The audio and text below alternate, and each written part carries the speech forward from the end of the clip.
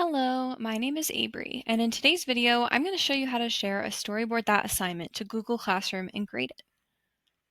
Starting on our teacher dashboard, let's navigate to Assignments.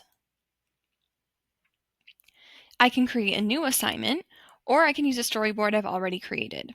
I copied this assignment from our teacher resources to my storyboards, and I want to use it for my social studies class, so I'm going to go ahead and click Edit. This takes us to the Edit Assignment page.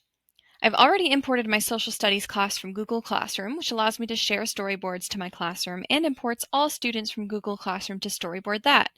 But if you haven't already done this, you can by clicking Import with Google here on the upper right.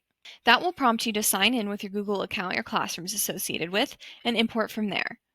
On the Edit Assignment page, I can choose to edit the instructions, add or remove templates and examples, or even add a rubric.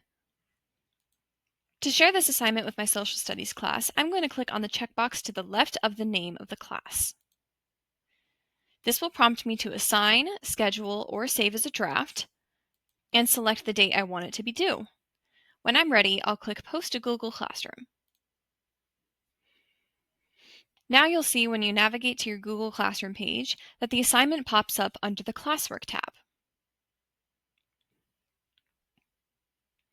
After my students submit and storyboard that, I can view their work here in the Student Work tab.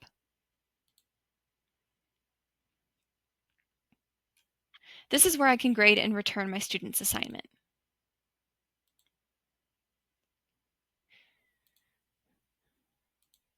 And if I go back to the Edit Assignment page and Storyboard That and go to View Student Work, I can see my students' work here. I can also import their grades from Google Classroom, so their grades will show up here as well. And that's all. Integrating with Google Classroom is super easy with Storyboard That. Thanks for watching and happy storyboarding.